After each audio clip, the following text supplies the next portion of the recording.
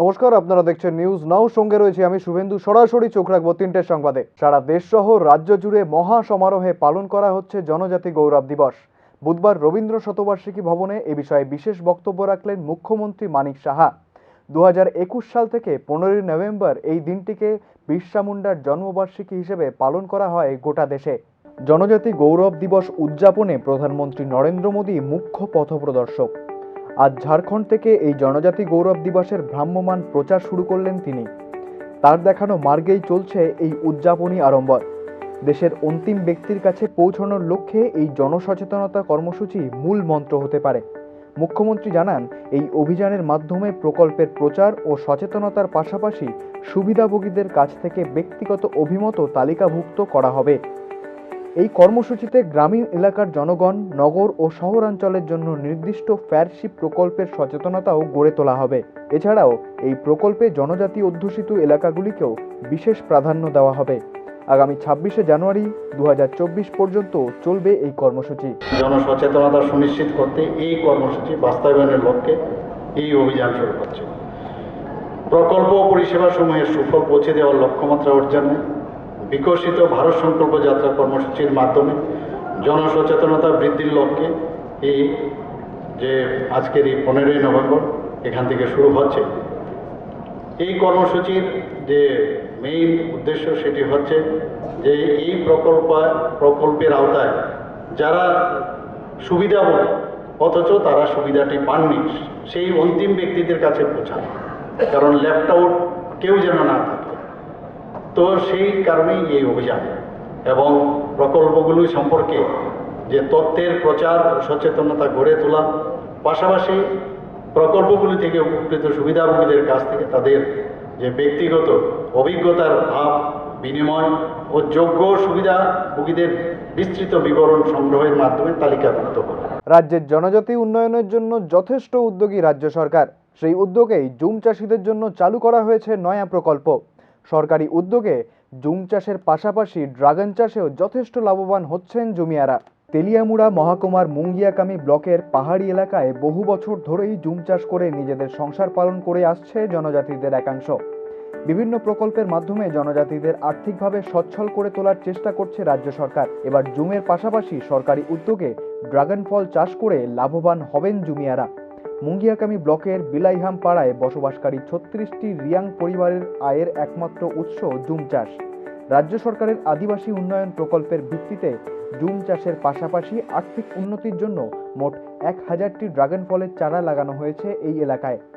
আগামী দিনে এই প্রকল্পগুলির সুবিধায় স্বনির্ভর হবেন এলাকাবাসী, এমনটাই আশা রাখছেন তারা। অজি কুমারিয়া। এই জায়গার নাম বিলাহামপাড়া, ব্লকের নাম মুঙ্গিয়া। কত পরিবার আছে এই জায়গায়? ওয়ানো 36 পরিবার। কি লাগাইছো? ওয়ানো ড্রাগন ফ্রুট লাগাইছে আর কি। নিজেরা লাগাইছো না সরকারিভাবে? সরকারি লাগাইছে। কতটা সংখ্যা, কতটা লাগাইছে কেন? ইয়ানো 1000। তো এটা কি সরকারি প্রকল্পের থেকে দিছে না? হ্যাঁ। কত টাকা খরচ হয়েছে? 3 কিস্তি পয়সা আর কি। কত টাকা টোটাল? 2000 এক কিস্তি আর 3000 4000। শারীরিক অবস্থার অবনতি পদ্মশ্রী থাঙ্গা ডারলংয়ের। ভর্তি করা হয়েছে ঊনকোটি জেলা হাসপাতালে। দীর্ঘদিন ধরে বার্ধক্যজনিত সমস্যায় ভুগছিলেন 103 বছর বয়সী থাঙ্গা ডারলং। কৈলাসহর মহকুমার মুরইবাড়ি গ্রামে তার মেয়ের বাড়িতে চিকিৎসাধীন ছিলেন তিনি। মুখ্যমন্ত্রীর নির্দেশে তার জন্য বিশেষ মেডিকেল টিমও গঠন করা হয়। সোমবার ও মঙ্গলবার তার যাবতীয় প্রয়োজনীয় পরীক্ষা নিরীক্ষাও করা হয়। তবে অবস্থার বিশেষ উন্নতি না হওয়ায় তাকে ভর্তি করা হয়েছে ঊনকোটি জেলার হাসপাতালে। তার শারীরিক অবস্থার পর্যবেক্ষণ করার জন্য ভার দেওয়া হয়েছে জেলা মুখ্য স্বাস্থ্য আধিকারিক ডক্টর শঙ্খ শুভ্র দেবনাথকে। ওদিন আমরা ওনাকে বাড়িতে রেখে পর্যালোচনা করছিলাম, তো ব্লাড টেস্ট ও স্যাম্পলও বাড়ি থেকে পাঠানো হয়েছিল, কিন্তু তার বয়সের কথা চিন্তা করে এবং তার যে কোমোবিডিটিস আছে সেটার কথা চিন্তা করে আজকে সকালবেলা ওনাকে আমরা অ্যাম্বুলেন্স মারফত বাড়ি থেকে এনে হসপিটালে ভর্তি করেছি এবং সেখানে চিকিৎসকের তত্ত্বাবধানে রয়েছেন এবং তার সিটি স্ক্যান, চেস্ট এক্সরে করানো হয়েছে এবং তার জন্য একটি মেডিকেল বোর্ড গঠন করার জন্য আমি এমএসকে নির্দেশ দিয়েছি। এই মেডিকেল বোর্ডে medicine specialist, chest medicine specialist এবং ক্রিটিক্যাল কেয়ার স্পেশালিস্ট তথা অ্যানেস্থেসিওলজিস্ট থাকার জন্য নির্দেশ দিয়েছি তার চিকিৎসা এখন শুরু হয়েছে, চলছে। আগের থেকে একটু ইমপ্রুভ করেছে, বাট আরও পর্যবেক্ষণে রাখতে হবে। এবং আজকে একটু আগে মাননীয় মন্ত্রী সুধাংশু দাস মহোদয়ের সাথে আমার কথা হয়েছে, তো উনি আসবেন বলেছিলেন, তো একসাথে আমরা এলাম, ভিজিট করলাম। উৎসবের মরশুমেও রাজ্যের নিরাপত্তা নিয়ে প্রশ্ন থেকেই যাচ্ছে। মঙ্গলবার রাতে ফের চুরি হয় সোনামুড়া থানার বরতলী এলাকায়। অভিযোগ উঠছে এলাকায় নেশাখোরদের সংখ্যা বাড়তে থাকায় এই ধরনের ঘটনা ঘটছে।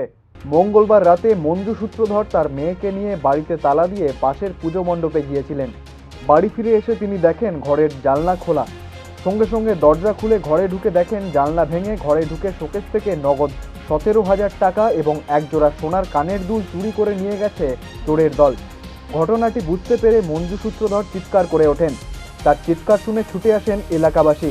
সাথে সাথেই খবর দেওয়া হয় পুলিশকে। এলাকাবাসীর অভিযোগ, এলাকার নেশাখোর ছেলেরাই এই ঘটনা ঘটিয়েছে। পুলিশ যদিও জলদি নেশা কারবারিদের বিরুদ্ধে পদক্ষেপ না নেয়, তবে এবার পথ অবরোধে নামবে এলাকাবাসী, এমনটাই হুমকি দিলেন তারা। সব কিছু ভালো হয়ে গেছে, তবে এখানে আমাদের একটু কথা আছে, আমাদের ভালো সবাই এখানে বড়ি বেচাও, বড়ি খাওয়াই নিয়ে আছে এবং দূর দেশে থেকেও বড়ি খাওয়াই নিয়ে আয়ে, বড়ি কিনে নিতে আয়ে, তার আগে অ্যারেস্ট করুক। আর পুলিশ যদি এতে যদি কোনো অ্যাকশন না নেয়, আমরা রাস্তা অবরোধ করুন কালকার থেকে। বালি দিয়ে ভাস্কর্য বানিয়ে ওয়ার্ল্ড রেকর্ড রাজ্যের তরুণ প্রতিভা কৃষ্ণ দেবনাথের। ইতিমধ্যে রাষ্ট্রপতি এবং প্রধানমন্ত্রীর আদলে বানিয়েছেন আকর্ষণীয় বালির মূর্তি, যার ফলে রাজ্যের গণ্ডি পেরিয়ে তার নাম ছড়িয়ে পড়েছে দেশ বিদেশের বিভিন্ন প্রান্তে।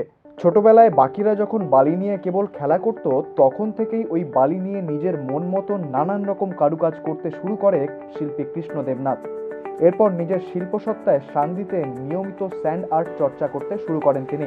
কিছুদিন আগে একটি সামাজিক সংস্থার জন্য 420 ফিটের একটি বিশাল ম্যাপের স্যান্ড আর্টের নমুনা তৈরি করেন তিনি, যার দরুন তিনি ওয়ার্ল্ড রেকর্ড গড়েছেন। স্যার, আমার নাম কৃষ্ণ দেবনাথ, আমার বাড়ি বিলোনিয়া বরবাতরিতে।